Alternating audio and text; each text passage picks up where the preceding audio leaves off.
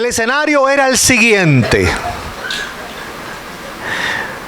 Moisés en el monte de Sinaí ya llevaba aproximadamente unos 40 días donde Dios le estaba dando las tablas de la ley, le estaba dando aquel gran decálogo, esos 10 mandamientos, de los cuales la gran mayoría de las naciones del mundo han establecido sus códigos legales a base de esos 10 mandamientos. Dios le estaba dando también a Moisés allá en el monte Sinaí las instrucciones para que eventualmente Moisés pudiera construir junto al pueblo de Israel el tabernáculo, ese templo que iba a ser construido y levantado en el desierto. Dios le estaba dando las instrucciones a Moisés de todos los muebles, todo el mobiliario que se iba a utilizar en ese tabernáculo, como el altar de bronce donde los sacerdotes se lavaban las manos, el altar del sacrificio donde se sacrificaban los corderos, los bueyes, las palomas. Todo tipo de sacrificio se hacía en ese artefacto que era construido de bronce. El altar del incienso, que era un mueble parecido a este púlpito, más o menos de estas mismas dimensiones, donde se depositaba incienso aromático y se encendía para que el humo que producía ese incienso llegara a la presencia de Dios. Y el humo, ese humo del incienso, simboliza la oración que usted hace, los clamores, las intercesiones que usted hace ante la presencia del Señor. Es simbolizada por ese humo que sube de incienso ante la presencia del Señor. Ahí también estaba el diseño de construir el candelabro, estaba el diseño de construir la mesa donde iban a estar los panes sin levadura, todas las lámparas, todas las paredes, las columnas, pero sobre todo estaba el diseño de ese mueble único, exquisito, que se llamaba el Arca del Pacto. Era una especie de caja rectangular hecha de madera de acacia y forrada por dentro y por fuera de oro puro. Y Dios mandó hacerle una tapa, esa caja rectangular. Dios mandó hacerle una tapa hecha de oro puro, de oro macizo. Y sobre esa tapa que hubieran dos figuras de querubines mirándose de frente el uno al otro, con sus alas extendidas en símbolo de adoración. Y sobre esa tapa, en el medio de esos dos querubines, de esas dos figuras de querubines que estaban ahí en esa tapa, en ese arca del pacto, sobre esa misma tapa, era que separaba la Shekinah de Jehová, la nube donde Dios se le aparecía al pueblo. La misma presencia de Dios se depositaba, se paraba sobre esa tapa que se llamaba el propiciatorio. Y todo ese diseño Dios se lo estaba dando a Moisés allá en el monte. Y mientras Moisés estaba allá en la intimidad con Dios, porque hay algo curioso sobre la intimidad con Dios. Cuando usted y yo estamos en intimidad con Dios, nuestra vida es impactada de una forma extraordinaria. No solamente Dios camina con nosotros y Dios está en nosotros, sino que cuando tú y yo vivimos una vida en intimidad con Dios, la misma presencia de Dios se proyecta a través de nosotros. Ocurre algo extraordinario en nuestro cuerpo. Moisés, en esos 40 días que estuvo hablando prácticamente cara a cara con Dios, prácticamente estaba ya en intimidad con Dios. La Biblia dice que cuando Moisés descendía de ese monte, de estar en intimidad con Dios, el rostro de Moisés brillaba tanto y tanto y reflejaba la gloria de Dios, que el pueblo no podía ver de frente a Moisés. El pueblo no podía mirar con sus ojos a Moisés, porque el brillo que emitía el rostro de Moisés, producto de la gloria de Dios, era demasiado fuerte. La Biblia entonces nos está diciendo que aun cuando nosotros estamos en intimidad con Dios, la fisionomía de nuestro cuerpo, las células de tu cuerpo cambian. Y comienzas a proyectar la gloria de Dios. Yo no sé cuántos han tenido la oportunidad de entrar a un lugar y de momento los que están hablando o están haciendo chistes o están haciendo comentarios, de momento se callan. Hacen silencio.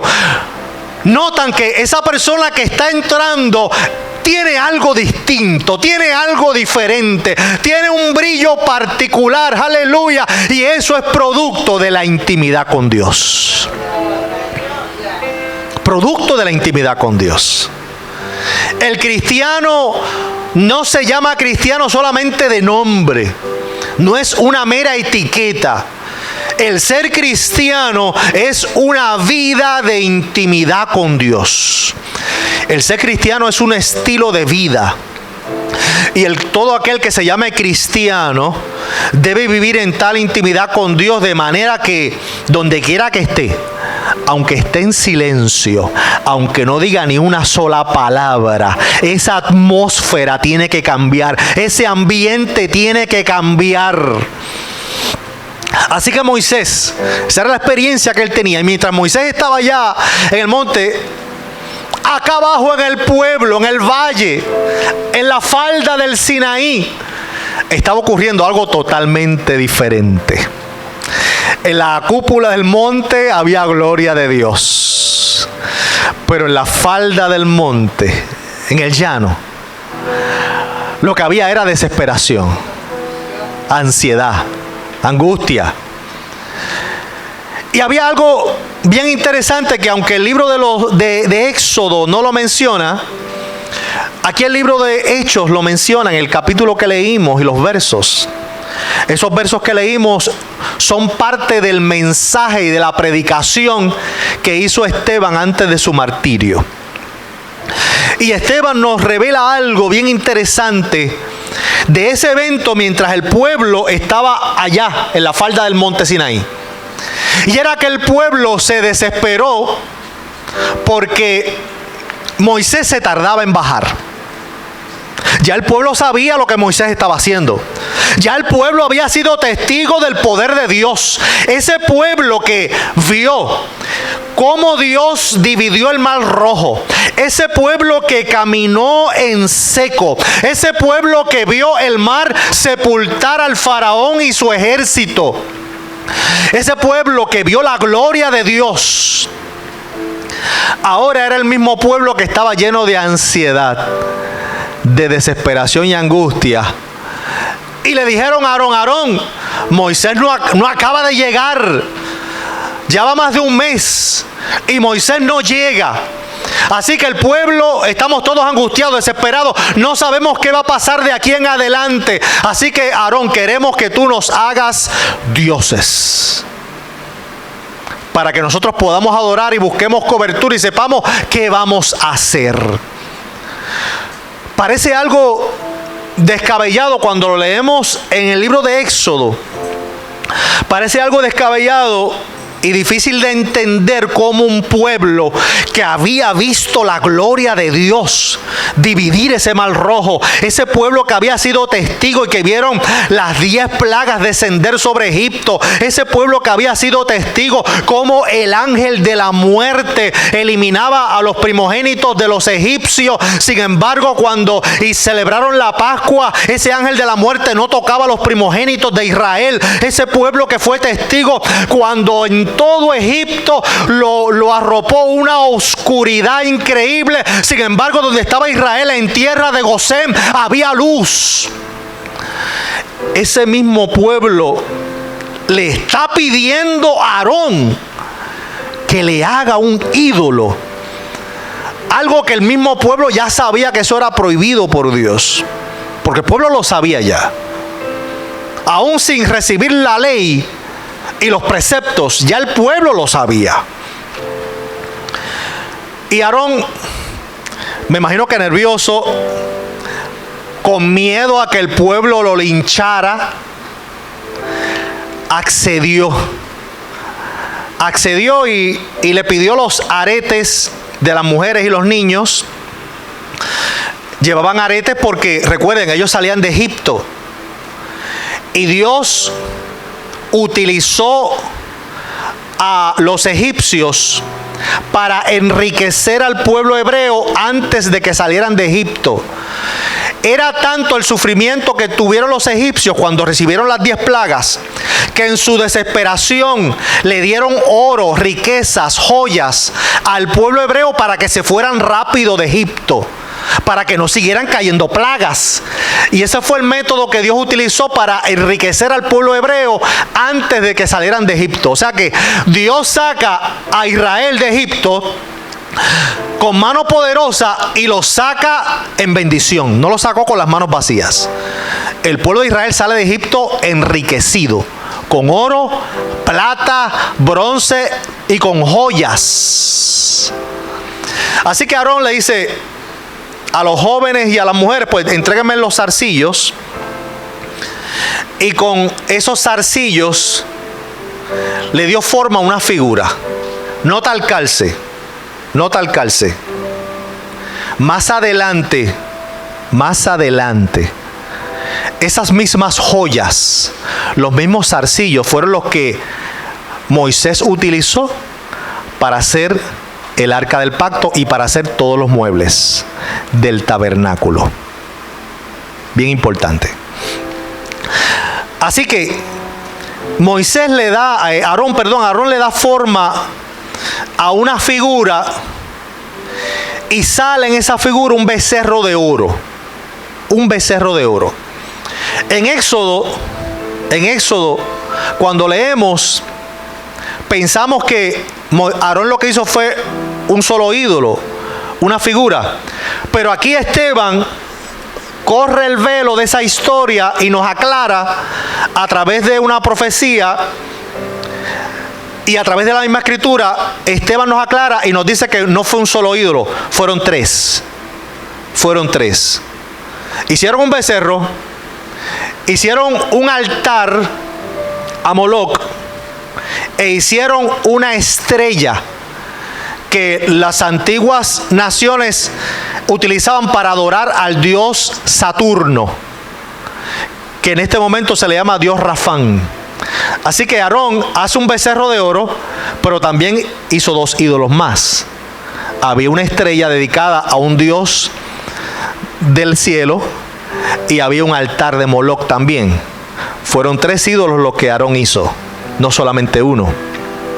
Así que cuando sale este becerro de oro que Aarón se lo presenta al pueblo, dice la Biblia que el pueblo comenzó a celebrar y a hacer fiesta.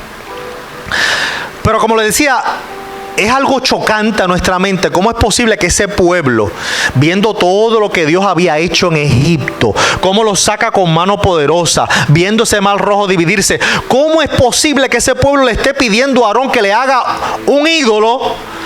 Porque estaban desesperados porque Moisés no acababa de llegar. Y entonces es ahí cuando Esteban aclara nuestra mente y nos dice ahí en ese verso 39, Esteban nos dice que el corazón de todo Israel, el corazón de todo israelita que estaba allí, se había vuelto a Egipto. Es decir, físicamente ellos salen de Egipto, pero su corazón se quedó en Egipto.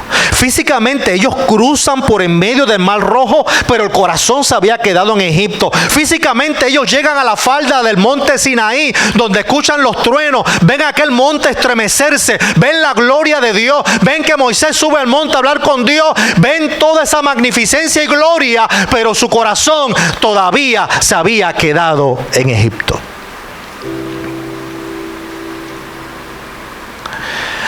Y cuando, no sé cuántos se dieron cuenta de que cuando yo estaba leyendo el verso 38, la Biblia probablemente que usted tiene, cuando dice que este es el que estuvo con la congregación, La Biblia que yo tengo dice iglesia, no dice congregación. Porque iglesia proviene del griego eklesia. Y la etimología de esa palabra, la raíz de esa palabra es asamblea, congregación. Esa es la raíz de la palabra iglesia, congregación. Así que los cristianos que se pasan diciendo que no, yo no tengo que ir a un templo a congregarme porque ya yo soy iglesia. Sí, tú eres iglesia, pero también la misma raíz de la palabra iglesia quiere decir asamblea, congregación. En tu vida personal tú eres iglesia porque el Espíritu Santo habita en ti, pero de esa misma forma también tú tienes que congregarte, porque para ser parte de la iglesia, la misma palabra eclesia habla de asamblea, congregación, más de uno. Así que no le creas esa teología wichiwachi de que no, porque como en mí habita el Espíritu Santo, yo soy iglesia, yo no tengo que ir a ninguna congregación. Falso, falso.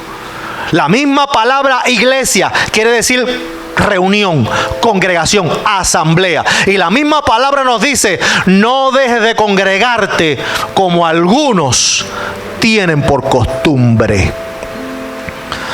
Porque la raíz de iglesia es una asamblea, una congregación. Tú eres iglesia en tu vida personal, pero también eres iglesia cuando estás con los hermanos. Mirad cuán bueno y cuán delicioso es habitar los hermanos juntos y en armonía. Así que fíjese que entonces ese pueblo israelita que estaba allá haciendo fiesta, brincando, saltando, celebrando porque ahora tenían y que un Dios formado por un becerro de oro, ese pueblo que está allá abajo, la Biblia lo está llamando congregación. La Biblia lo llama iglesia.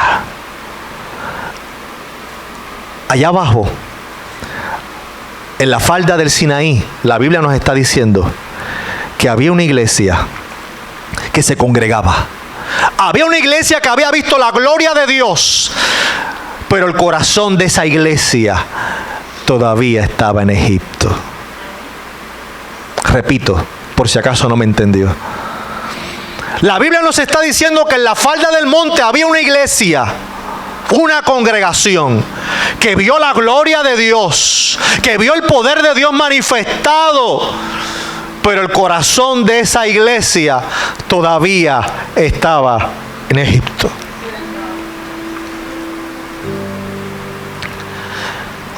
Y es increíble cómo Dios hace tantas cosas en medio de su pueblo, pero nuestro corazón sigue en Egipto. Santo Dios, santo. Hay gente que no se cansa de ver el poder de Dios. Hay gente que no se cansa de ver milagros, de ver la misericordia de Dios en su vida, pero su corazón sigue en Egipto. Y el riesgo de estar en Egipto es que cuando el corazón está en Egipto, seguimos deseando las cosas de Egipto. Seguimos arrastrando las malas costumbres de Egipto. Y seguimos arrastrando tantas cosas en nuestro corazón que no le pertenecen a Dios, le pertenecen a Egipto, le pertenecen al mundo. Nosotros como cristianos, como creyentes, somos, la Biblia nos llama, la Biblia te llama y te dice que tú eres nación santa. La Biblia te dice que tú eres pueblo escogido por Dios. La Biblia te dice allá en el Apocalipsis que tú vas a ser reconocido como rey y sacerdote. Somos reyes y seremos reyes y sacerdotes para Dios. La Biblia te está diciendo que tú no eres cualquier cosa. El Padre no enviaría a su único Hijo Jesucristo a dar su vida, a ser torturado, a ser martirizado, a sufrir. Él no enviaría a su único Hijo Jesús a dar su vida por cualquier cosa. Él no enviaría a su hijo a ser torturado por cualquier cosa. Si Él envió a su hijo a ser torturado y sufrir por ti, morir en la cruz por ti, es porque tú no eres cualquier cosa. Aunque la vida te haya enseñado otras cosas, aunque el mundo te susurre otras cosas, tú no eres cualquier cosa. Tú eres una criatura, un ser hecho a imagen y semejanza de Dios, que Dios ha enviado a su Hijo en reconciliación porque Él te quiere tener cerca. Envió a su Hijo para devolverte la dignidad que las tinieblas te robaron, para devolverte el sitial que el mundo te ha quitado. Entonces, muchas veces somos como el pueblo de Israel. Estamos en la iglesia, estamos en la congregación de los santos, pero todavía nuestro corazón está allá y sigue arrastrando mentiras, sigue arrastrando tantas cosas que nos lastiman a través del tiempo, nos lastiman a través del paso de la vida. Si yo le preguntara a cada uno de ustedes quién ha tenido una vida fácil, yo estoy seguro que nadie levantaría la mano. Porque todos en la menor o mayor medida han pasado adversidades, situaciones, problemas, crisis, cosas que son partes de la vida, y algunos pues han pasado más que otros. Algunos más que otros. Y estoy seguro que si yo le diera este micrófono a cada uno de ustedes, me podría narrar eventos de la vida que lo marcaron negativamente, eventos de la vida que los hirieron, que los lastimaron, eventos de la vida tal vez desde la misma infancia. ¿Cuánta gente no hay viviendo la vida heridos, lastimados? Porque desde el vientre de la madre, su madre los rechazaba, su madre los odiaba. Y tan pronto nacieron, su propia madre les expresaba el odio y le decían: yo no sé para qué tú llegaste al mundo, yo no sé para qué te parí. Hay mucha gente que ha tenido esas experiencias, que pasaron tantas angustias y fueron hasta maltratados por sus padres en muchas y mil maneras, por sus hermanos. Yo conozco personas que aún ya son adultas y han pasado toda una vida donde sus hermanos les expresan constantemente el odio porque su papá tuvo una aventura con otra mujer y él fue producto de esa aventura, y los hermanos o sus medios hermanos no lo reconocen y al día de hoy lo siguen odiando y lo siguen despreciando y menospreciando. Conozco gente que ha tenido tantas experiencias. En una ocasión conocí a una dama, una mujer profesional, una mujer capacitada, que un día le dieron una noticia y le dijeron: mira, tienes un cáncer terminal y si no comenzamos a atenderlo rápido, lo que te va a quedar son 12 meses de vida. Si no intervenimos rápido, a ver si logramos hacer algo y extenderte la vida. Esta mujer, tan pronto le dieron esa noticia de que tenía un cáncer terminal y que había que intervenirla inmediatamente a ver si lograban extenderle la vida, comenzó su tratamiento para el cáncer. Y en medio de ese proceso de sus tratamientos, ella iba y trabajaba y se daba el tratamiento, trabajaba y se daba el tratamiento. Y en medio de ese proceso llega un día al trabajo y le dicen: hoy es tu último día de trabajo, no podemos tenerte más aquí porque estás faltando demasiado. Y ella le decía: bueno, falto porque estoy en un tratamiento de cáncer y ustedes lo saben. Sí, pero nosotros necesitamos una persona que esté aquí constantemente. Así que te vamos a liquidar lo que te debemos y no te necesitamos más. llegó a su casa triste, dolida, porque no solamente estaba en un tratamiento de cáncer para lograr y ver si podían extenderle años de vida, sino que ahora la despidieron de su empleo. Un mes después, su esposo recoge todas las cosas y le dice: me voy de la casa, me voy, ya no aguanto más este estrés, no aguanto más esta situación, y la abandona. En medio de su proceso del cáncer, su salud empieza a deteriorarse. Y ahí es que yo la conozco a ella. En ese punto yo la conozco. Y las palabras que decía esa mujer eran: yo he sufrido mucho en los últimos años, mucho. Tal vez me queda poco tiempo de vida.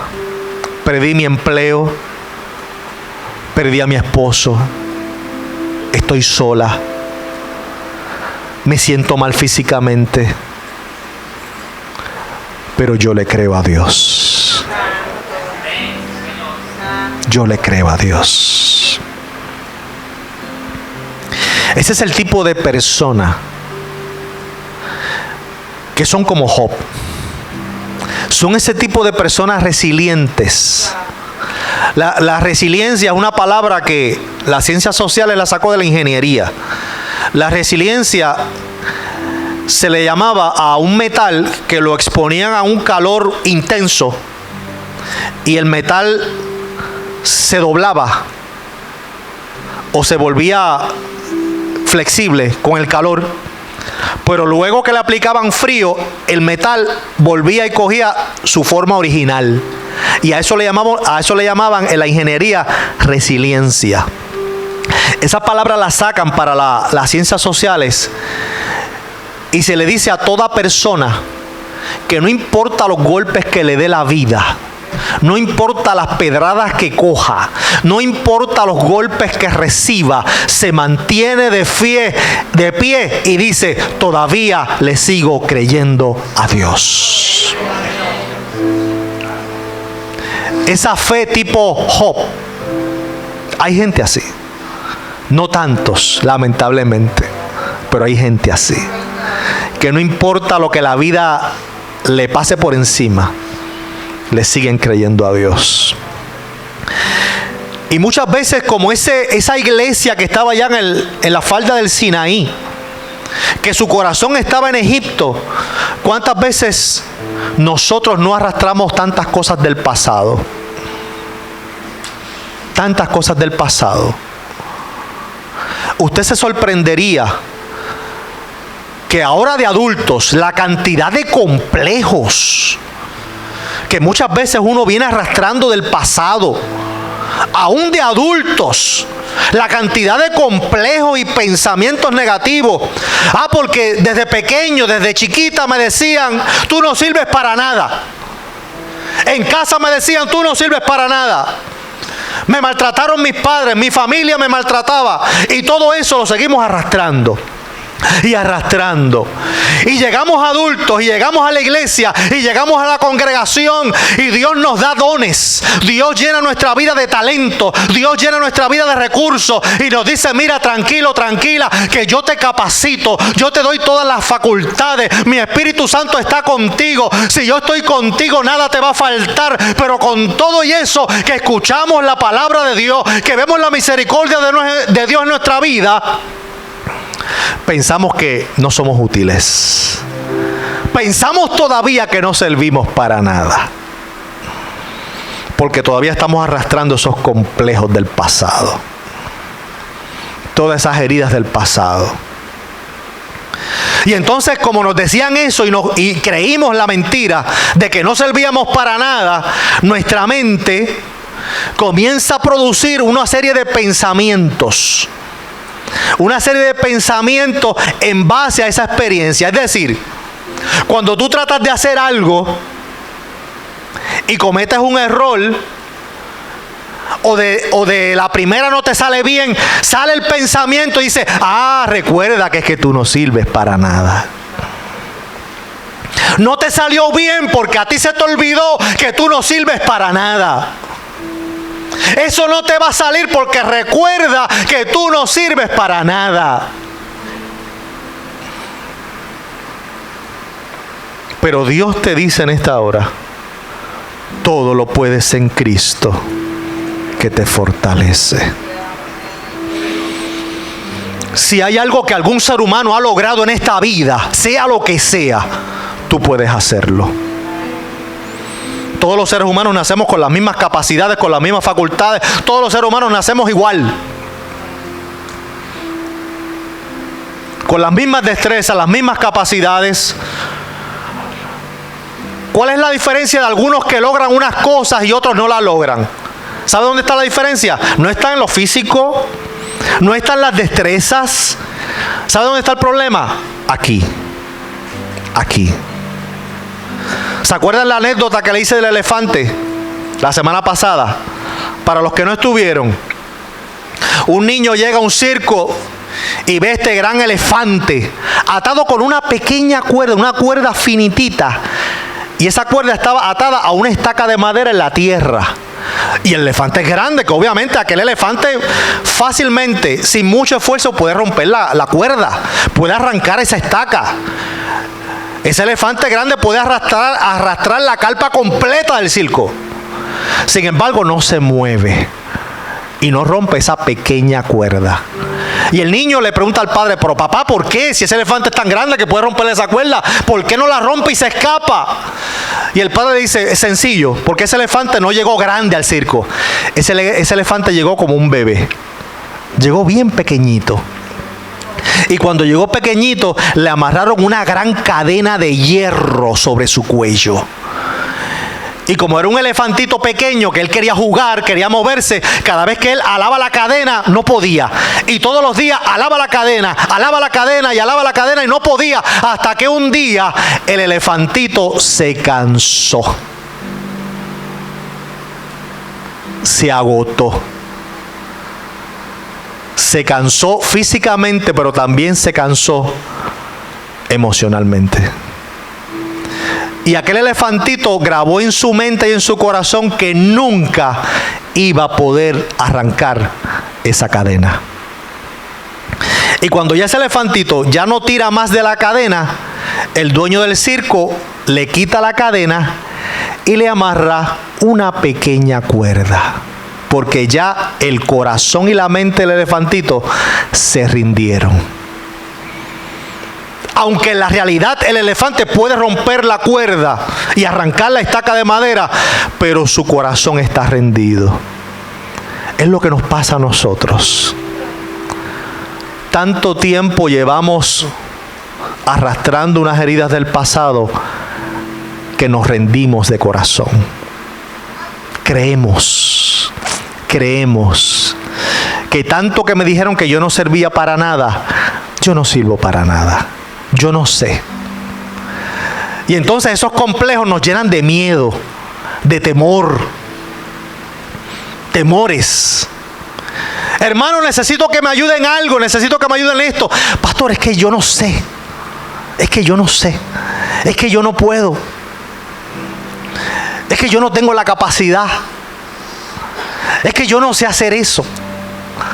Pregunto, ¿alguien aquí nació sabiendo hacer algo? Levántame la mano porque hay que ir rápido, hay que llamar a la NASA, hay que llamar a Washington, hay que llamar, mire, todas las agencias federales, porque aquí tenemos un fenómeno. Nació sabiendo hacer cosas. Usted no nació sabiendo hacer nada. Usted no sabía escribir, no sabía leer, no sabía nada. Nada. Usted fue aprendiendo en el camino, ¿verdad? Usted fue aprendiendo en el proceso. Por lo tanto, en Cristo somos nuevas criaturas, somos bebés. Y como bebés tenemos que empezar a aprender a hacer cosas. En Cristo, de igual forma, usted no va a saber hacer nada. Usted tiene que comenzar a aprender. Pero para aprender usted tiene que comenzar a dar pasos. Usted tiene que comenzar a dar pequeños pasos para entonces luego saber caminar y después saber correr. Pero hay que dar pasos. Pero es tanto que arrastramos esos complejos y esos pensamientos que creemos que no sabemos hacer nada, que no podemos hacer nada, que no servimos para nada. Y peor aún, pensamos que no nos quieren, que no nos aman. Y entonces vamos por la vida viviendo la defensiva, pensando que mira, aquellas dos hermanas que están allí hablando, que me miraron, la mente me dice, eso es que están hablando de ti. Mira, se rieron, se están riendo de ti. Están hablando de ti. Estoy seguro que me están criticando los zapatos, me están criticando el peinado, me están criticando la ropa. Déjame ir al baño a chequearme la cara, a ver qué pasa, porque están hablando de mí. Y no están hablando de ti.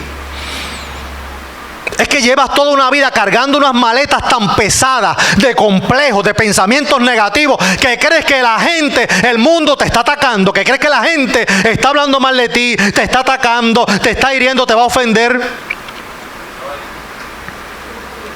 Lo mismo que le pasaba al pueblo de Israel, que se alejó de la voluntad de Dios porque todavía su corazón estaba en Egipto. Tu corazón no puede seguir en el pasado. Tú tienes que aprender a soltar cosas del pasado para ser libre en Cristo. En Cristo somos nueva criatura. En Cristo somos libres.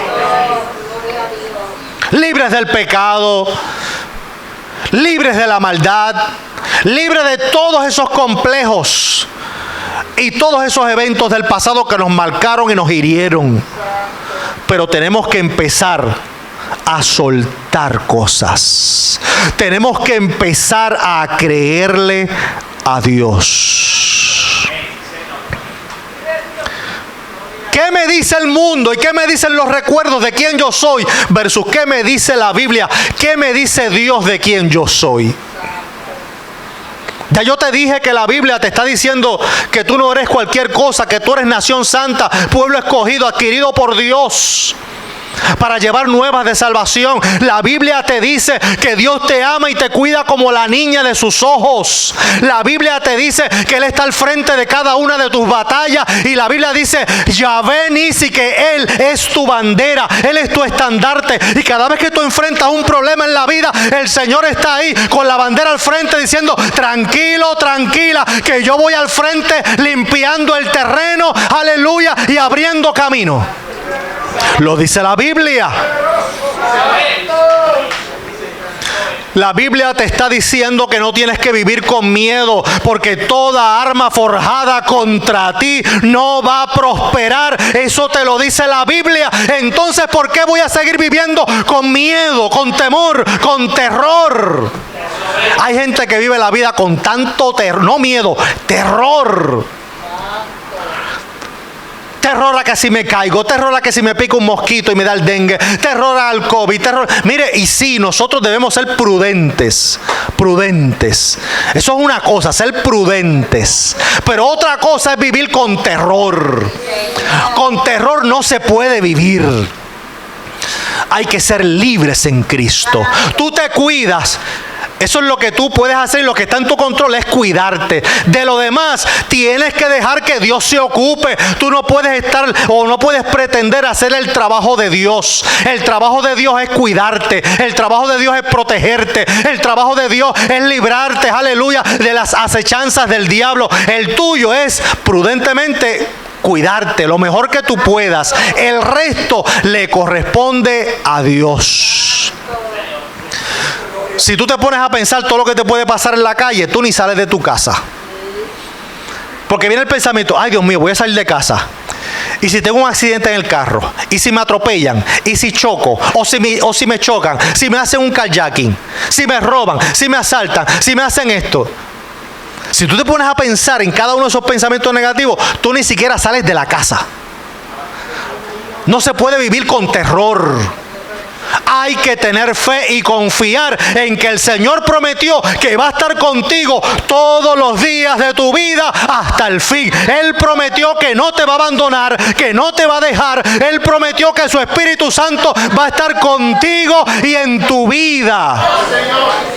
Él prometió cuando dijo: yo me voy, pero no los voy a dejar huérfanos, no los voy a dejar solos. Yo voy a enviar al Consolador. Él va a estar con ustedes, llevándolos de la mano, guiándolos hacia toda verdad y hacia toda justicia. Santo, gloria a Dios.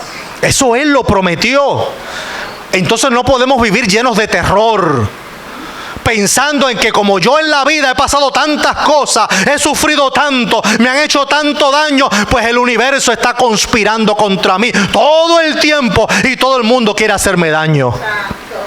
Libera tu mente en el nombre de Jesús.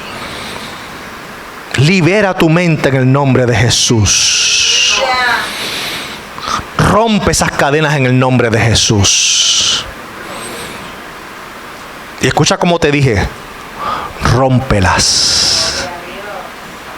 Porque esas cadenas te tocan a ti.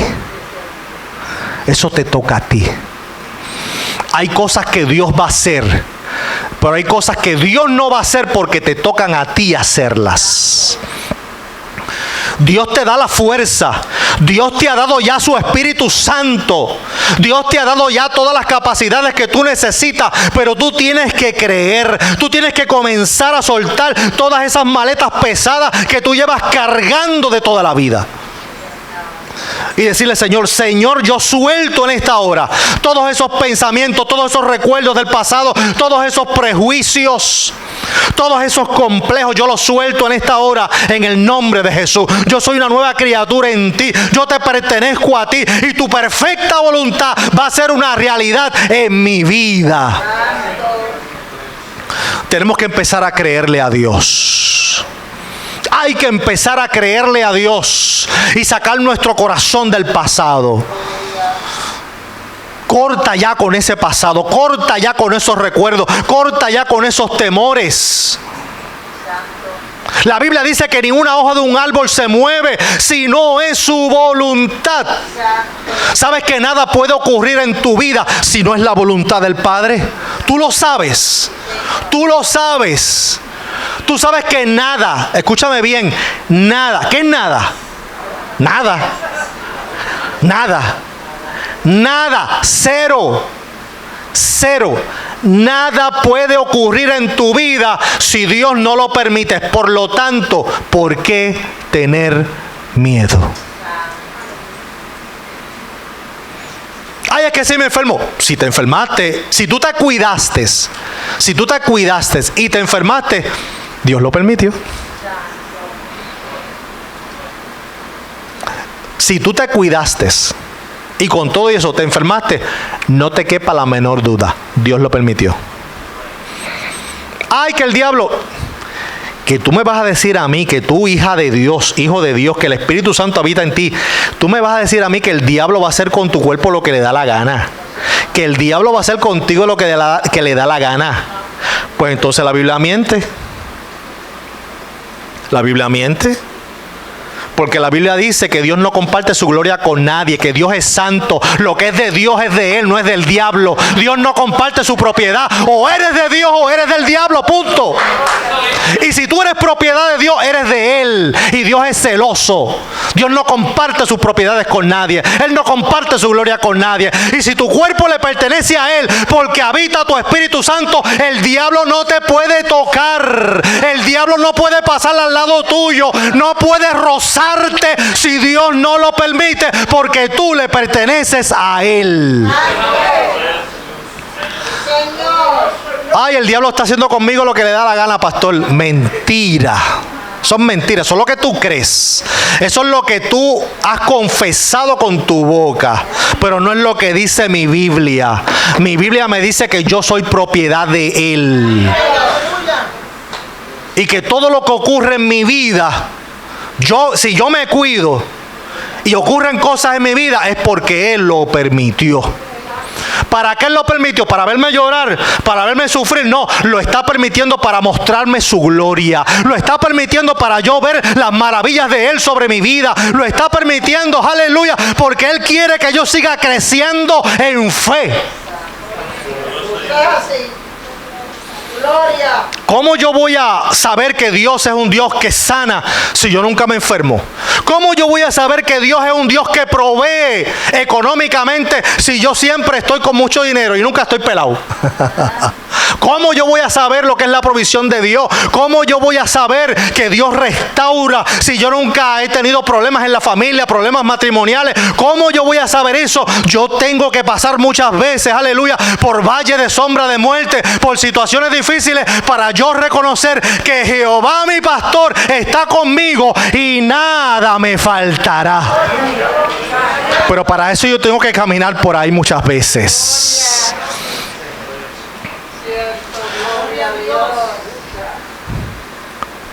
Pero seguimos insistiendo en seguir arrastrando cosas del pasado. Cosas. Experiencias que nos marcaron negativamente. Experiencias donde nosotros tal vez nos dimos por entero, amamos y nos defraudaron, nos engañaron, abusaron de nosotros, nos mintieron, nos defraudaron, nos robaron. Tantas cosas que podemos mencionar que pasamos por la vida y nos marcan. Pero esas experiencias que nos han marcado, hermanos, han sucedido para que ahora nosotros podamos de una forma clara ver la misericordia de Dios y la gloria de Dios. No es para que sigamos arrastrando esas maletas llenas de equipaje, esas maletas pesadas de tantas cosas que no te van a dejar avanzar. No te dejan avanzar. Curiosamente, el pueblo de Israel allá en la falda de Egipto, la iglesia allá abajo en la falda del Sinaí, la iglesia que estaba allá abajo, la congregación de Israel que estaba allá abajo en el monte, mientras ellos celebraban, brincaban y saltaban llenos de emoción, Dios estaba llenando el intelecto de Moisés allá en el tope del Sinaí. Porque a veces pensamos que el servirle al Señor es pura emoción. A veces pensamos que el evangelio es pura emoción. Pura emoción. Y pensamos que el evangelio es solamente sentirse bien, sentirse chévere, reírse, brincar, saltar en los servicios y estar corito a fuego a 100 millas por hora y allá las hermanas y los hermanos, las hermanas allá moviendo el moño. Las hermanas moviendo el moño y 2 o 3 brincando y 2 o 3 corriendo y eso es bueno, pero pensamos que eso es el evangelio. Emoción, ambiente chévere. Pensamos que eso es el culto, ese es el evangelio. Pues mire, ¿sabe qué? Que allá frente al becerro de oro también había gente brincando y saltando.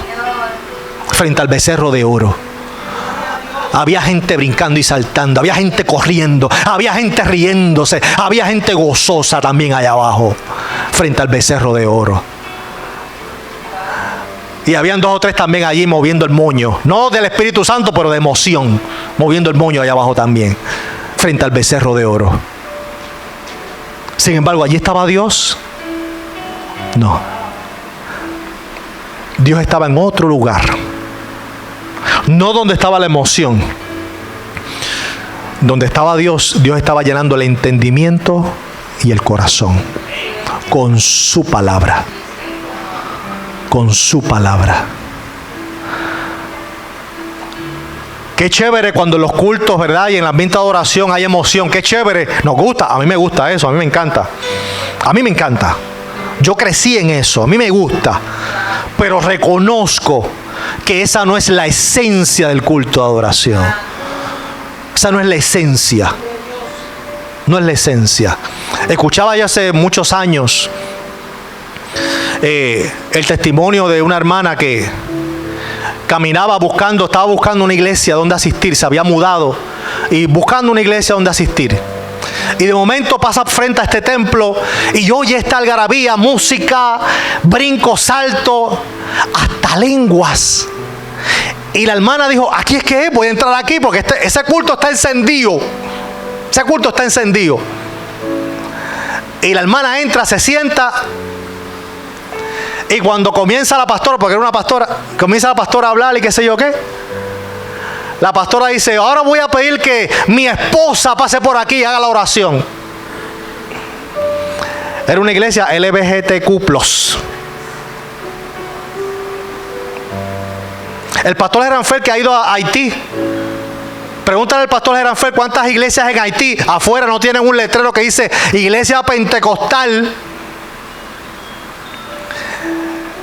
Y en el día se cantan coros y se da un cultazo tremendo, pero por la noche es un altar de espiritismo. El mismo templo, la misma gente. Emoción, cuidado con la emoción. Qué buena, que gloria a Dios cuando, mire, sentimos ese mover del Espíritu. Gloria a Dios. A mí me gusta todo eso, pero eso no es todo. La emoción es buena y debe haber emoción, pero también debe haber entendimiento. Debe estar Dios ahí. Debe estar su palabra centrando todo. Su palabra como el eje de todo lo que esté ocurriendo en el culto. Todo lo que se mueve en el culto de oración debe estar sustentado en la Escritura, en la palabra. Nada puede salirse de lo que Dios ha establecido. Porque si no se puede caer en otras cosas. Le decía yo a los hermanos el martes pasado, ¿cuántos himnos cristianos no hay por ahí que cuando usted los escucha son muertos hablando?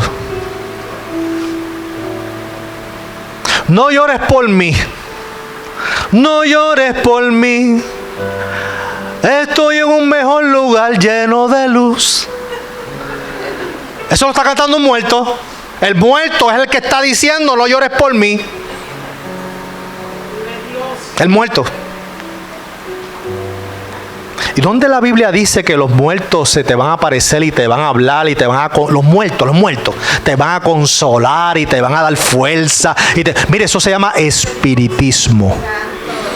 Espiritismo se llama eso. Espiritismo en un himno cristiano. Y no solamente tiene ese, tiene otro más, que también el muerto está cantando. Hay otro. Son dos que los muertos cantan. Eso mi Biblia lo llama ocultismo, espiritismo. Pero los cantamos en las iglesias. Porque se escucha bonito, porque lo oigo, pastor, y me acuerdo de mi mamá, me acuerdo de mi papá, y es como si él me lo estuviera cantando a mí, y lloro, y qué chévere.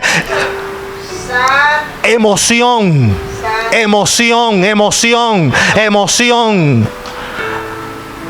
pero no está sustentado por la palabra de Dios. La emoción es chévere, pero esa emoción tiene que estar sustentada por la Biblia.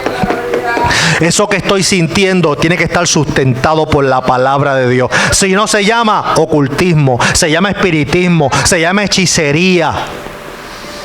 Y todo lo que la Biblia dice que Dios abomina. Pero allá abajo había una iglesia, allá en la falda del Sinaí, brincando y saltando y gozándose frente al becerro de oro. Contentos, porque ahora sí es que Moisés no llegaba y ahora sí tenemos al Dios que nos va a dirigir, que nos va a guiar. Y lo que había era pura emoción, desenfreno allí. Y Dios le dice a Moisés, vamos a cortar la conversación, vamos a terminar la reunión porque allá abajo está pasando algo. ¿Cómo, Señor? Pero si ahora que tú me estás dando el plano del tabernáculo, el plano de todo, ¿cómo es posible? ¿Cómo me vas a cortar la reunión así, Señor? Vamos a terminar la reunión y desciende porque tu pueblo... Dios no dijo mi pueblo, tu pueblo, Moisés. Tu pueblo está, como dicen los muchachos en la calle, está al garete. Así que baja. Y Moisés desciende y vio todo lo que estaba ocurriendo con aquel pueblo que era parte de una iglesia, era parte de la congregación, que habían visto la gloria de Dios, que fueron, es más, mire, es que la palabra del Señor es tremenda. La Biblia dice en Hebreos, que el pueblo de Israel, lo dice Hebreos, que el pueblo de Israel cuando cruzó el Mar Rojo, mientras ellos cruzaron el Mar Rojo, ellos fueron bautizados. Fueron bautizados con las mismas aguas del Mar Rojo. Así que allá abajo había una iglesia que no solamente vio la gloria de Dios, fueron bautizados.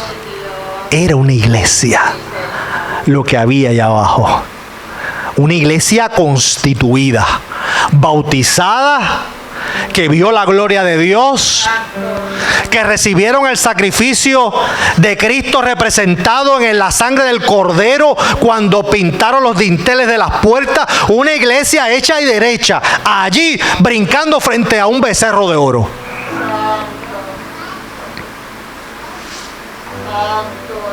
¿Cuántos becerros de oro habrá en nuestra vida por los que nos emocionamos? ¿Cuántos becerros de oro?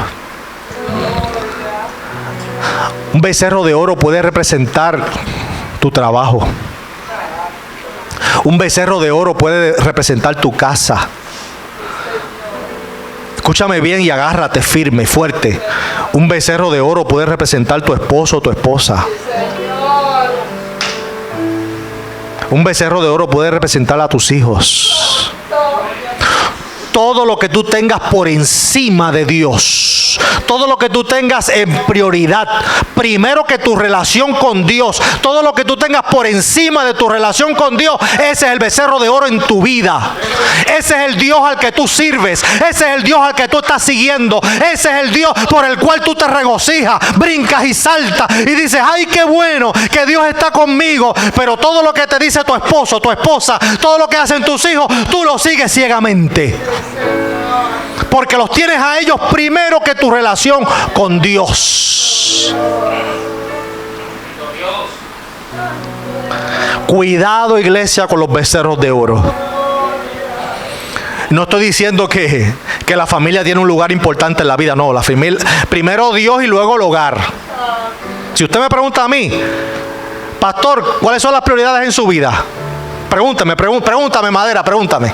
¿Cuáles son sus prioridades en la vida? Mis prioridades en la vida, Madera, son mi relación con Dios, mi familia, la iglesia, después mi trabajo. En ese orden. Yo no confundo mi trabajo ministerial con mi relación con Dios. Son dos cosas diferentes. Mi rol de pastor no tiene que ver directamente con mi relación con Dios. Hay una conexión, pero yo puedo ser pastor y me puedo perder en el infierno. Yo puedo ser un buen predicador y perderme en el infierno. Yo puedo ser un pastor excelente, bueno en administración, bueno guiando una congregación y perderme en el infierno. Así que antes de yo ser pastor, antes de yo ser un ministro, antes de eso, está mi hogar, mi familia. Y por encima de eso, número uno, mi relación con Dios. Eso es lo primero. Eso es lo primero. Pero si tú tienes algo por encima de tu relación con Dios, ahí está, ese es tu becerro de oro. Ese es tu becerro de oro. ¿Ves? Si tu esposo o tu esposa no te deja orar, no te deja leer la Biblia, no deja que tú te congregues, o siempre pone otras cosas para evitar que tú tengas intimidad con Dios, cuidado. Ten mucho cuidado, porque eso se puede convertir en tu becerro de oro. Se puede convertir en tu becerro de oro. Y ese pueblo estaba allí, en esa emoción, envuelto en todo eso. Y entonces, la Biblia nos dice que el corazón de ese pueblo estaba allá en Egipto. Físicamente estaban acá, en la falda del monte Sinaí, pero su corazón estaba en Egipto. Y habían arrastrado las malas costumbres, habían arrastrado esa idolatría, habían arrastrado todos esos recuerdos y pensamientos. Aquí en esta historia hay algo bien curioso, bien curioso. Es lo siguiente. ¿Qué hacía el pueblo de Israel cuando estaba en Egipto? Dígame. ¿A qué se dedicaban los hebreos cuando estaban en Egipto? Dígame, ¿qué eran? Eran esclavos. Ellos eran esclavos. ¿Qué es un esclavo? Un esclavo trabaja cuando quiere. Un esclavo come cuando quiere. Un esclavo se baña cuando quiere. Un esclavo viste como le da la gana. No, es un esclavo. Tiene que hacer todo lo que le diga su amo. Es más, ese esclavo es propiedad del amo. A eso era lo que se dedicaban los hebreos en Egipto. Eran esclavos, pero querían volver a la esclavitud. Entonces, tienes un Moisés. Tienes un Moisés que fue criado como el hijo de la hija de Faraón. Tienes un Moisés que se crió como un príncipe de Egipto, que Moisés estudió en las mejores universidades de Egipto, fue a las mejores escuelas, tuvo los mejores carros. Mientras el pueblo hebreo estaba allá en esclavitud, Moisés le pasaba por el lado el Mercedes-Benz.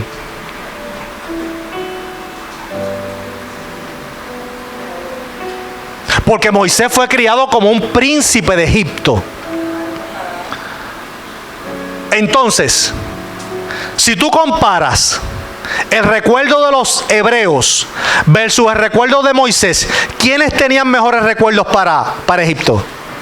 Moisés.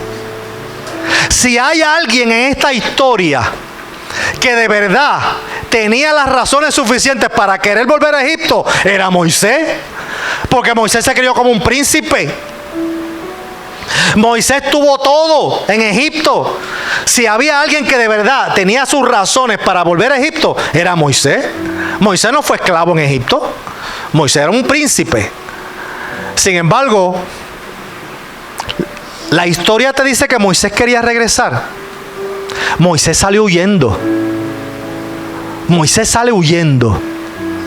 Y salió huyendo por su cuenta, ¿sabe? No fue que Moisés fue a un juicio, que lo acusaron para ahorcarlo y salió corriendo. No, Moisés salió por su propia cuenta. Porque Moisés, mientras crecía, cuando Moisés era bebé, lo tuvo la hija de Faraón. Que hay teólogos que entienden que cuando dice la hija de Faraón, muy probablemente era la esposa de Faraón. Porque el Faraón era una figura que era un dios para los egipcios. Y el Faraón se le llamaba el padre de todos los egipcios, incluyendo su esposa. Así que la esposa de Faraón se le llamaba hija de Faraón. Y a todos los egipcios se le llamaban hijos de Faraón, porque Faraón era un dios para ellos y era el padre de todos. Así que hay teólogos, lo digo como nota al caso, hay teólogos que piensan que cuando la Biblia dice hija de Faraón, realmente era la esposa de Faraón. Así que aún más Moisés tenía buenas razones. Imagínense, fue criado entonces como un hijo de Faraón. Entonces, tenemos aquí que el pueblo de Israel, que quería regresar a Egipto, que ellos vivieron como esclavos, que entonces Moisés, que era quien tenía la verdadera razón para volver a Egipto, porque Moisés fue criado por la hija de Faraón, fue cuidado, pero ¿quién crió a Moisés los primeros años de vida? ¿Quién lo crió de verdad? ¿Quién lo instruyó? Jocabed. ¿Quién era Jocabed? La madre de Moisés, quien crió a Moisés los primeros años de vida, quien le dio el pecho, quien lo instruyó en quién era él realmente y cuál era el Dios verdadero, fue la propia madre quien se lo enseñó a Moisés los primeros años de vida. Entonces Moisés fue creciendo por 40 años recordando lo que le enseñó su verdadera madre, de cuál eran sus raíces y cuál era el Dios verdadero. Entonces Moisés, después de 40 años ya de adulto, él pensó en su corazón, y esto que le estoy diciendo aparece aquí, Esteban lo dice. Moisés cuando crece, ya Moisés pensaba, él sabía que el pueblo de Israel era su pueblo, pero Moisés pensaba que Dios lo iba a utilizar a él desde el puesto de ser un príncipe para ayudar al pueblo de Israel. Moisés pensaba eso, que siendo un príncipe de Egipto, él podía ayudar a quitarle la carga o suavizar la carga del pueblo de Israel. Y allá es que Moisés ve a un egipcio maltratando a un hebreo y Moisés se mete en la pelea. Y el asunto termina en que Moisés mata al egipcio y Moisés pensó, ahora sí, como yo defendía al hebreo, que es parte de mi pueblo, ahora el pueblo de Israel va a entender de que yo soy un libertador y los voy a ayudar desde mi posición de príncipe. Todo lo que le estoy diciendo, eso está ahí, léalo. Entonces, después Moisés vio a dos hebreos discutiendo. Y como Moisés tenía acá pensado de que, espérate, ya el pueblo sabe que yo soy su defensor y que yo voy a sacar la cara por ellos y yo voy a ayudarlos a esta gente que son mi pueblo. Moisés va allá y dice, pero mire, no peleen mi gente, si ustedes son hermanos, ustedes son hebreos y son hermanos, así que tranquilos. Y uno de ellos le dice, ¿qué? Y empuja a Moisés. Léalo que eso está ahí. Empuja a Moisés. Lo empuja y le dice, ¿qué? Tipo guapetón de barrio. ¿Qué? ¿Me vas a matar a mí como mataste ayer al egipcio aquel? Pero empujándolo. Y ahí Moisés dice, espérate, que me salió el tiro por la culata. Los hebreos no me están viendo como su salvador. Los hebreos me van a ver como un asesino y como uno que se va a aprovechar. Y me van a acusar.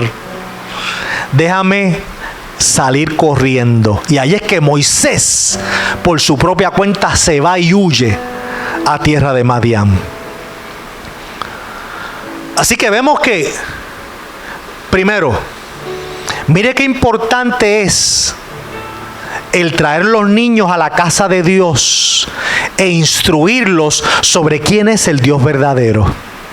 Porque Moisés recibió una educación de 40 años por mano de los egipcios, pero Moisés nunca olvidó sus raíces que fueron inculcadas por su madre desde bebé. Moisés toda su vida, disfrutando de las riquezas de Egipto, no se olvidó nunca cuáles eran sus raíces y quién era Jehová el Dios de Israel o Yahweh el Dios de Israel. Moisés no se olvidó de eso. Por eso es importante que traigan los niños a la casa de Dios. Porque la instrucción que reciben los niños en la casa de Dios es lo que va a formar la base. Esa base sobre la cual después, cuando ellos sigan creciendo, sigan llegando los malos consejos que ellos van a recibir en la calle, los malos consejos que van a recibir de los amigotes allá en la calle, los malos ejemplos que van a ver allá en la calle. Todo eso va a recaer sobre la buena base que van a recibir aquí de la palabra de Dios en la iglesia. Pero si no traemos los niños a la iglesia y los dejamos allá en la casa viendo los muñequitos, viendo televisión, escuchando la música de Bad Bunny, escuchando aquello, esto, otro, ¿cuál es la base que se está construyendo en ellos? Basura. Basura. Y van a ser presa fácil cuando en la calle le digan, mira, tú puedes mentir si todo el mundo miente. Miéntele a tus padres, miéntele a tu mamá. Si todo el mundo dice embuste, dile un embuste a tu mamá. Y como no hay una buena base, porque no los querías traer desde niño a la casa de Dios, pues mira, ¿qué van a hacer? Van a mentir. Y cuando lleguen a la preadolescencia, le van a decir, mira, vamos a fumarnos esto. Que esto nos da una notita chévere y te vas a sentir diferente. Y olvídate que todos nosotros lo hacemos, hazlo. Pero como no hay una base, no hay una base en la escritura, no hay una base en la enseñanza bíblica, como no lo querías traer a la iglesia, pues entonces va a ser víctima de toda esa basura que se va a encontrar en el camino. Muy diferente con lo que le pasó a Moisés.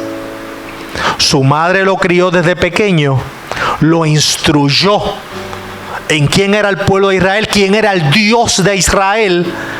Y toda esa enseñanza que recibió de pequeño le duró por toda una vida. Tenía una buena base. Ese era Moisés. Y ahora se enfrenta a este pueblo que Moisés vuelve y parece que se equivoca. Moisés pensando que ahora sí, saqué a este pueblo con mano fuerte, porque Dios lo saca con mano fuerte, cruzamos el Mar Rojo, vieron la gloria de Dios, ahora sí este pueblo va a caminar derechito, ahora sí este pueblo se va a encaminar a hacer la voluntad de Dios. Negativo. Allá abajo estaba el pueblo, brincando y saltando de emoción frente a un becerro de oro. Un pueblo que salió de Egipto, pero venía arrastrando equipaje pesado de Egipto. Iglesia, yo no sé qué equipaje, qué maletas pesadas tú vienes arrastrando. Yo no lo sé. Eso lo sabes tú. ¿Qué complejos tú vienes arrastrando de la vida? ¿Qué complejos de que nadie me quiere, yo no sirvo, yo no sé hacer nada, todo el mundo me desprecia, todo el mundo está hablando mal de mí? Todos esos complejos, Dios te dice en esta hora, Dios te dice que los sueltes. Dios te dice que sueltes todos esos complejos. Jesús, a través de su palabra, te dice que sueltes todas esas maletas que vienes arrastrando del pasado. Y Jesús en esta hora te dice, mi yugo es fácil y ligera mi carga. Deja de andar por la vida arrastrando todo ese bagaje del pasado. Que te hirieron, te maltrataron, te lastimaron, que lloraste mucho, que te lastimaron mucho. Pues ahora es el momento de sanar y soltar. Es el momento de sanar, perdonar y soltar. Es el momento de ser libre. El momento de ser libre. Que te engañaron, que te mintieron, que te traicionaron, que casi destruyen tu vida, pues es momento ya de sanar, perdonar y soltar. Ahora es el momento de hacerlo, porque el Señor nos está diciendo, mi yugo es fácil y ligera mi carga. Este verso lo leemos, pero nunca lo entendemos. Tantas veces hemos leído este texto, pero nunca hemos comprendido este texto. Yo te lo voy a explicar ahora. Y esto que te voy a explicar, si esto es lo único que tú te vas a acordar de este mensaje, amén. Si lo único que se va a grabar en tu corazón es lo que te voy a decir ahora, gloria a Dios. Escúchame bien. ¿Qué es un yugo? Un yugo es un artefacto que se utiliza para dos animales. Generalmente son dos bueyes. Dos bueyes. Y ese artefacto se pone en el cuello de esos dos bueyes. Dos bueyes. El Señor nos está diciendo que Él te va a poner un yugo Y tú vas a estar a un extremo y Él va a estar al otro lado. El Señor te está diciendo que tú vas a caminar por la vida muchas veces arrastrando una carga pesada de cosas que te van a estar pasando, pero tú no estás solo, porque Él está contigo al otro lado del yugo, también alando. Que tú no estás solo por la vida sufriendo y pasando tanta cosa, porque tú estás en el yugo, pero Él está al otro lado del yugo también alando contigo. No es que Él está desde afuera, no, Él está metido en el yugo también contigo. Él está en el yugo contigo, arando. Él está, mientras tú estás haciendo fuerza para caminar por la vida, Él está al lado tuyo también, haciendo más fuerza para que cuando tú te canses, tú puedas moverte. Pero Él está contigo metido en el yugo. Él está diciendo, mi yugo es fácil. ¿Sabe cuál es el significado de fácil aquí en la Biblia? Lo que quiere decir la palabra fácil es que el yugo que Él te está colocando, que Él también está en ese yugo colocándoselo, ese yugo no te lastima. Es un yugo que no te hiere. Es un yugo que no presiona tu cuello. No te lastima. Eso significa fácil. Mi yugo, que yo estoy ahí al lado tuyo, tú en un lado y yo en el otro, el lado tuyo está hecho para ti, para que no te apriete el cuello, para que no te lacere, para que no te lastime. Ese yugo está diseñado para ti. Dios no te va a dar carga que tú no puedas llevar. Dios, aleluya, no va a permitir que algo pase en tu vida cuando Él sabe que quizás tú no vas a poder. Cuando Dios permite algo en tu vida, porque Él sabe que sí, tú puedes. Y como si fuera poco, Él está en el mismo yugo contigo ahí al lado, diciendo, vamos, que yo estoy contigo. Te cansaste, pero yo también estoy alando contigo. Mi yugo es fácil y ligera mi carga. ¿Por qué ligera? Porque mientras tú alas, Él ala más que tú. Tú estás alando el yugo y Él está al otro lado del yugo contigo, pero Él ala más que tú. Porque Él sabe que si te dejas solo o sola, no vas a poder. El Señor nos está diciendo que el yugo que Él nos está poniendo es ligero, es liviano, porque Él está con nosotros en todo el camino. Y si Él está con nosotros en todo el camino, y el yugo que Él nos ha puesto y que Él está con nosotros es ligero porque Él hace más fuerza que nosotros, ¿para qué entonces tú vas a insistir arrastrando esos recuerdos del pasado? Ay, señores, que me lastimaron tanto. Ay, señores, que me hirieron tanto. Ay, señores, que me ofendieron tanto. Señores, que me hicieron llorar tanto. Pues el Señor te está diciendo, hoy estoy aquí para enjugar tus lágrimas. Hoy estoy aquí para sanarte. Hoy estoy aquí para restaurarte. Hoy estoy aquí para que tú perdones y seas libre y camines una vida victoriosa. Camines una vida en victoria. Camines una vida, aleluya, libre para servirle a Él. Pero soltando todos esos recuerdos del pasado que te hacen daño. Gloria a Dios.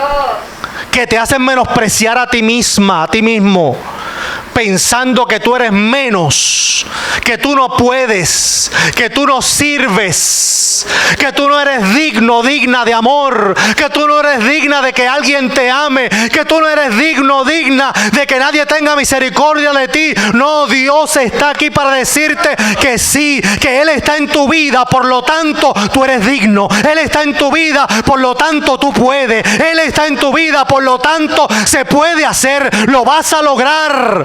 Suelta el miedo, suelta el temor y camina, iglesia. Hay que empezar a caminar libre, soltando el miedo, soltando el temor, creyéndole a Dios en su palabra que dice: todo lo puedo en Cristo que me fortalece. ¿Hasta cuándo, iglesia, vamos a seguir creyéndole al diablo? ¿Hasta cuándo vamos a seguir arrastrando todas esas cadenas del pasado? Suéltalas ya de una vez. Créele a Dios. Créele a Dios. Créele a Dios. Aleluya. Es el momento. Aleluya. En una ocasión, iglesia, en una ocasión, un hombre fue a tomar un vuelo de avión. Y este hombre, cuando se monta en el avión, todos los que han viajado saben que el peor asiento del avión es el asiento del medio. Ese es el peor asiento del avión. Porque estás así. Tienes uno aquí y uno acá. Y tú estás así. Y si el que está a tu mano derecha, como me pasó a mí cuando vine de Argentina para acá, que era un muchachito que pesaba como 300 libras. Y tenía al presidente aquí y a ese muchachito al lado acá. Yo estaba así. Y para respirar hacía como los pescados.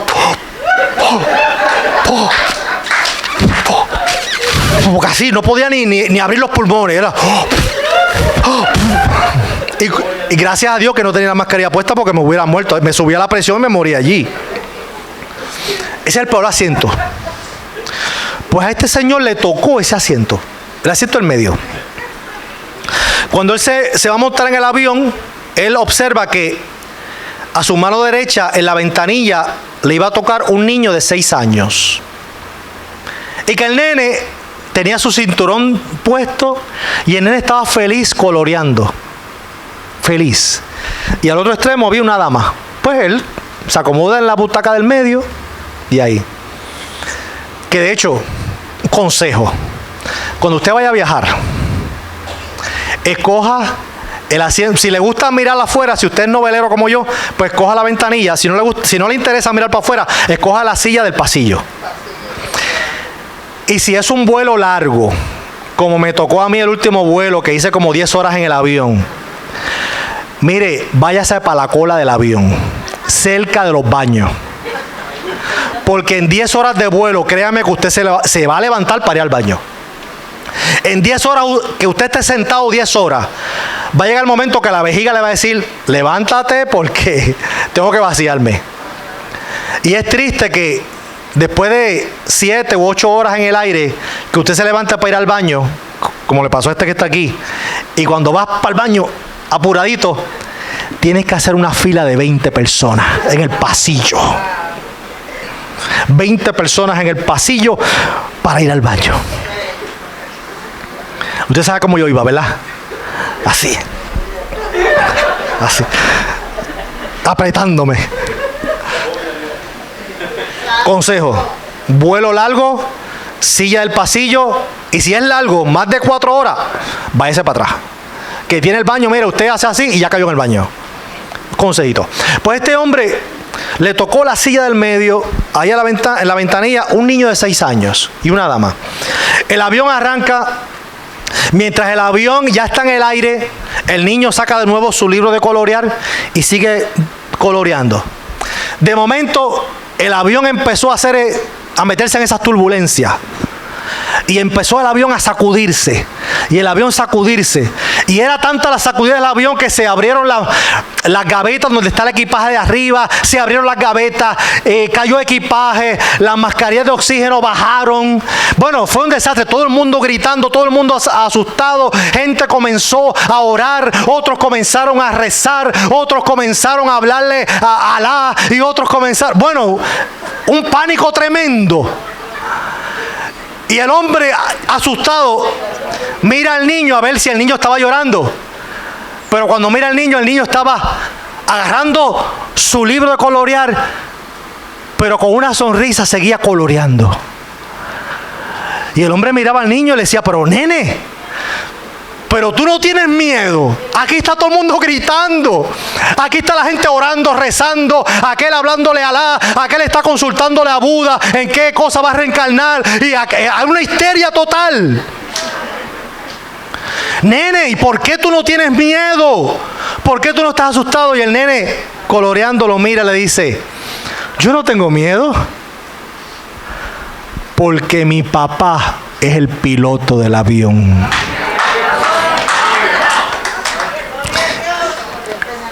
Aleluya. Y como mi papá es el piloto del avión, mi papá sabe que yo estoy aquí. Él no va a dejar que este avión se caiga. Mi papá va a hacer todo lo necesario para que este avión llegue a salvo. Por lo tanto, yo estoy tranquilo, estoy feliz porque mi papá es el piloto del avión. Tu Padre Celestial está piloteando el avión de tu vida. Tu Padre Celestial es el que está pilotando el avión de tu vida. No tengas miedo. Lo que Dios ponga en tus manos para hacer, hazlo según tus fuerzas. Si Dios te ha puesto para hacer algo, ¿por qué vas a tener miedo? Si Él está contigo, dirigiendo la barca, está guiando el avión. Por más que se sacude el avión, por más que se sacude la barca, no se va a hundir, el avión no va a caer, porque Él está pilotando ese avión, Él está dirigiendo ese avión, Él está guiando. ¿Por qué va a haber miedo? ¿Por qué te vas a llenar de ansiedad? ¿Por qué vas a creer que tú no puedes?